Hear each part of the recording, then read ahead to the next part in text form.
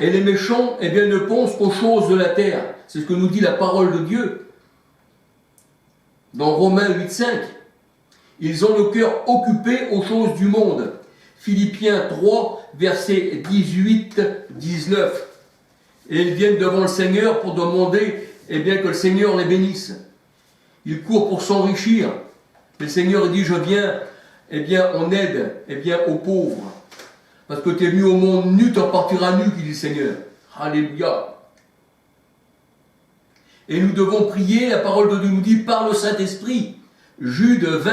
Mais si vous êtes dans une secte, vous ne pouvez pas avoir le Saint-Esprit. Dans une secte, vous ne pouvez avoir que l'Esprit du monde. Donc vous ne pouvez rien demander.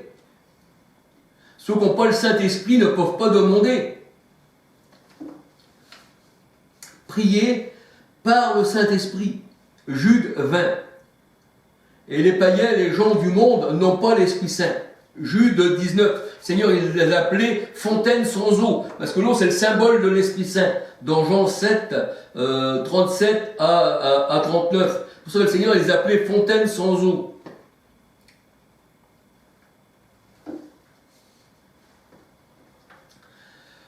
Fontaine sans eau. Ils n'ont pas le Saint-Esprit. Jude 19. Et n'ayant pas le Saint-Esprit, la parole de Dieu nous dit dans Romains 8, 9, eh bien, ils n'appartiennent pas à Christ. Celui qui n'a pas l'Esprit du Christ ne lui appartient pas. Donc, tu n'as pas l'Esprit, tu ne peux pas prier par le Saint-Esprit, tu ne lui appartiens pas, donc il ne peut pas t'écouter. Voilà, alléluia. Et ce n'est pas ta prière qui fait que le Seigneur il va te choisir, parce que nous sommes choisis avant la fondation du monde. Paul n'a pas prié sur le chemin de Damas. Il avait les mains pleines de sang. Mais comme le Seigneur il l'avait élu avant la fondation du monde, il a dit c'est mon enfant, et puis je vais le purifier, et après il va me prier. Alléluia. Et la parole de Dieu nous dit que les prières des saints, ce sont des parfums au Seigneur. Apocalypse 5, verset 8. Ça monte comme des parfums, les prières montent comme des parfums, et bien vers le Seigneur. Apocalypse 5, 8. Et les parfums, ce sont de l'encens. Psaume 41, verset 2, et Apocalypse 8, verset 3. Et vous savez que les parfums, parce que maintenant les gens ils prennent des parfums en bouteille, et les parfums, les trois quarts du temps, eh bien les grandes marques, eh bien ces grandes marques-là, eh bien c'est fait avec de l'urine. Les parfums, les grandes marques, tout ça c'est fait avec de l'urine. Quand vous vous mettez du parfum sur vous, vous vous mettez de l'urine sur vous. Sauf qu'il y a un goût de bonne odeur, mais c'est de l'urine. C'est comme si qu'il y avait, je ne sais pas, une bête qui vous aurait uriné dessus. Sauf que son jet aurait été parfumé. On dit que le Seigneur, quand il parle de parfum, les prières des parfums, l'encens, eh bien, le Seigneur dit que c'est la prière des saints.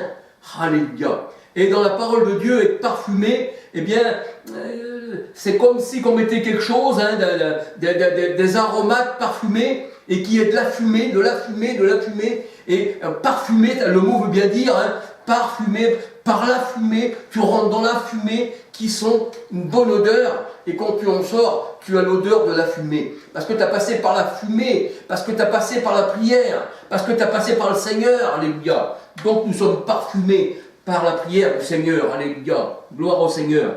Et la prière, c'est l'encens. Psaume 41, verset 2, Apocalypse 8, 3.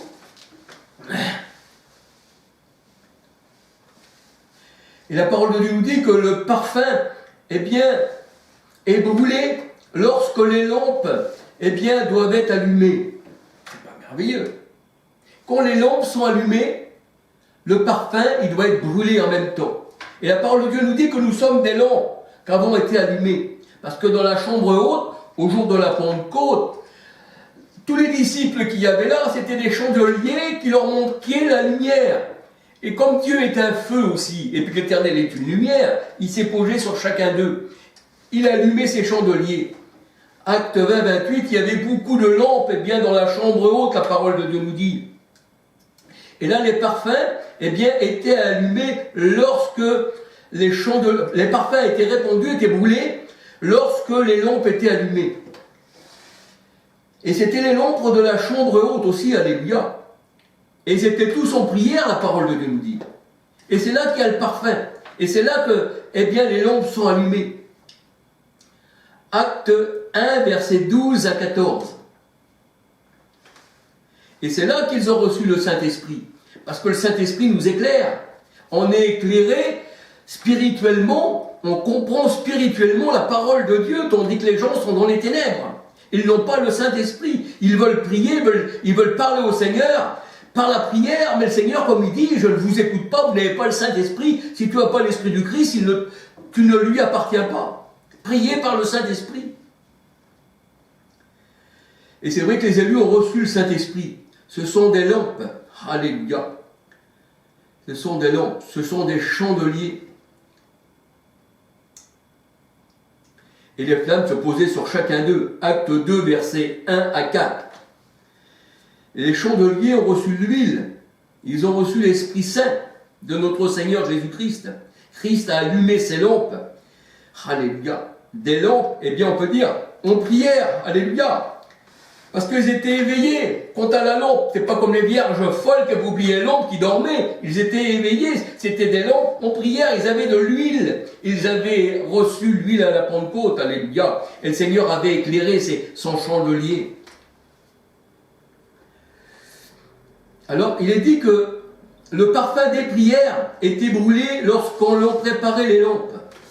Le parfum des prières était préparé lorsqu'on préparait les lampes. Et nous savons que nos prières, ce sont des parfums. Exode 30, verset 7-8. Exode 30, verset 7-8.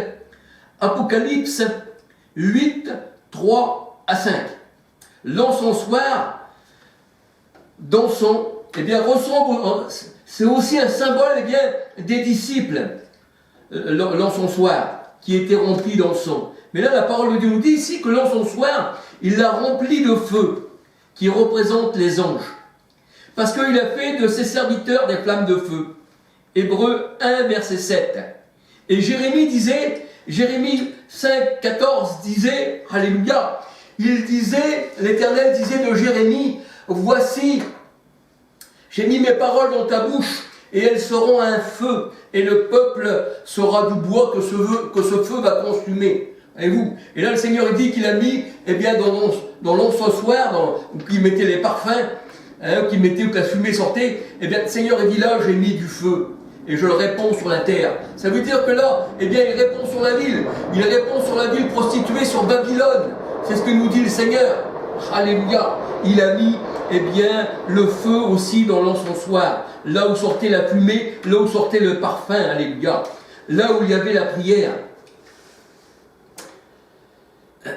Psaume Hébreux 1,7, il a fait de ses serviteurs des flammes de feu. Hébreux 1,7, Psaume 104, verset 4 et Jérémie 5, 14. Et là, nous voyons que le Seigneur il répond, eh bien, ce feu, eh bien, sur la ville qu'il a la grande Babylone qu'il a détruite. Alléluia. Ézéchiel 10, verset 2 à 22. Et il est vrai que le Seigneur se sert de ses anges, ses flammes de feu, eh bien, et qu'il les répand sur la ville pour la détruire. Alléluia. Ézéchiel 10, 2. Ézéchiel 24, versets 9, 10 à 14. Et Apocalypse 17, 5, 18. Et nous savons que la grande prostituée, Apocalypse 17, 5, le Seigneur dit, elle est assise sur les eaux, Apocalypse 1, verset 15, c'est-à-dire le monde, les foules, les nations, qui se sont rebellées contre le Seigneur, et le Seigneur il dit, eh bien, Apocalypse 17, 18, c'est la grande ville. Et quand le Seigneur, la parole de Dieu, elle dit, voici l'Éternel vient, et tous ses saints avec lui.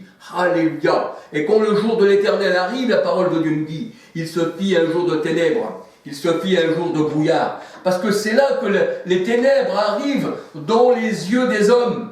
Ils ne voient plus que la lumière du Seigneur, ils sont pas spirituels. C'est pour ça qu'il disait, le Seigneur disait à Judas, voici Judas, c'est le jour des ténèbres.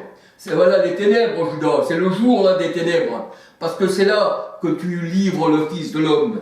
Parce que moi je suis la lumière et tu me livres. Parce que les ténèbres ne l'ont pas reçu, nous dit la parole de Dieu. Dans Apocalypse pardon, pas dans Apocalypse, dans Jean 1, verset 1 à 13, les ténèbres ne l'ont pas reçu. Pourtant, le Seigneur, il voulait apporter cette lumière. Il était venu chez les siens. La parole de Dieu, elle dit, les siens ne l'ont pas, eh bien, reçu. Alors, ce que je voudrais dire pour la prière, alléluia, j'espère que je ne me suis pas trop embrouillé dans tout ça, parce que, vous savez, j'ai l'esprit vers le Seigneur, mais j'ai aussi l'esprit ailleurs, parce qu'il m'est arrivé quelque chose que le Seigneur sait. Voyez-vous, voilà, alléluia. Donc, mais j'ai voulu m'exprimer quand même pour répondre à la personne qui m'avait demandé pour faire une vidéo sur la prière. Alors, je vais te dire, mon frère, si tu veux demander, ou ma soeur, si tu veux demander au Seigneur, eh bien, il faut que tu demandes bien, pour savoir où tu es, si tu es dans les ténèbres, dans une secte, si tu es rebelle à la parole de Dieu, si tu marches conformément à la volonté du Seigneur. Sinon, eh bien, ta prière sera vaine, le Seigneur ne va pas t'écouter. Alors déjà, eh bien, il faut que le Seigneur te sorte bien de tes ténèbres, comme il a sorti Paul. Et si tu es une élue ou un élu, bien il va te sortir. Parce qu'il connaît, le Seigneur a dit, il n'y en a aucun qui s'est perdu, sauf le fils de perdition. C'est-à-dire Judas, qui représente 2 Thessaloniciens, je ne me rappelle plus là, l'homme de perdition qui s'élève au-dessus de ce qui représente Dieu, jusqu'à s'asseoir dans le temple de Dieu, se disant Dieu lui-même. Et c'est ce qui est arrivé, eh bien, au jour du Seigneur. On peut dire que Titus, il est rentré avec son cheval, eh bien, dans le temple de Jérusalem, et il n'est plus resté pierre sur pierre. Et il s'est dit Dieu lui-même. Voyez-vous, ces gens-là, ils se disaient des dieux, c'était des idoles, c'était des statues qui représentaient la statue de Daniel. La statue de Daniel, elle représentait les royaumes, c'était des idoles. Il fallait, il y a aussi la statue de Nabuchodonosor aussi, qu'il fallait aussi, eh bien, se prosterner. Et on voit que, eh bien, Abednego et puis ses compagnons ont été jetés dans la fournaise. Ils n'ont pas plié le genou devant Baal, mais ils ont plié le genou devant le Seigneur. Alléluia. Ils ont été sauvés du feu, parce qu'il y avait une 4e personne avec eux, et cette personne-là, c'était leur sauveur, alléluia, qui est maître de toutes choses. Alors, si Dieu est avec nous, qui sera contre nous? Puisque Dieu est avec nous, alléluia, que vais-je craindre? Pourquoi? Le Seigneur dit, tu ne craindras personne. Et avec l'Éternel, on se jette sur une muraille armée, c'est-à-dire on se jette sur les ennemis, et les ennemis prennent la fuite, alléluia. Et comme je vois que chez moi, il n'y a pas beaucoup de monde, et que le Seigneur a fait une séparation, eh bien, je dis, oui Seigneur, c'est vrai, mon Dieu, ta parole est vraie, alléluia, parce que c'est un petit troupeau, Seigneur, c'est une petite porte, la vie éternelle, alléluia, et il y en a peu qui passent par là. Et si tu veux être ami du monde, si le monde vient, eh bien, te rendre gloire, te reçoit des médailles, que les grands de ce monde te serrent la main, le Seigneur a dit, tu ne peux pas servir de maître, parce que le Seigneur a dit, si vous faites encore partie du monde, alors vous ne faites pas partie de Dieu. Le monde les écoute, parce qu'ils font partie du monde. Mais le Seigneur dit, vous, on ne vous écoute pas, parce que vous n'en faites pas partie, alléluia. Si vous étiez du monde, vous seriez honoré dans le monde. Mais comme vous n'en faites pas partie, alors le Seigneur dit, le serviteur n'est pas plus grand que son maître. S'ils m'ont rejeté à vous, à moi aussi ils me rejettent, parce qu'ils ont pour, eh bien, maître le prince des ténèbres. Voilà, et nous qui sommes lumière, on ne peut pas aller avec eux. Alléluia, c'est triste de dire ça, c'est triste. Dans mon cœur, c'est triste, mais c'est vrai. Alléluia. Et je ne veux pas plaire au monde, je veux plaire à mon Seigneur. Alléluia. Parce que le jour où je vais partir, je sais où je vais. Parce que je sais, la tentation est grande d'aller dans le monde. Mais le Seigneur, il dit, priez pour ne pas tomber en tentation. Alléluia. Et je demande au Seigneur qu'il vienne dans mon cœur. Alléluia. Pour que je puisse marcher comme il veut. Alléluia. Eh bien, soyez bénis, que le Seigneur vous bénisse. Et puis j'espère que ma vidéo, malgré que, voilà, j'espère que les personnes, les gens qui m'ont demandé pour cette vidéo, eh bien, vont comprendre la parole de Dieu. Demandez selon la volonté du Seigneur, alléluia, et ça vous sera exaucé, alléluia. Eh bien, gloire au Seigneur, gloire à son nom, alléluia. Je vais vous faire écouter un cantique du Seigneur, alléluia. Enfin, pour le Seigneur, je ne sais pas si c'est du Seigneur, mais je dédie ceci au Seigneur, alléluia. Au Seigneur, alléluia. Et pour ceux qui écoutent, alléluia.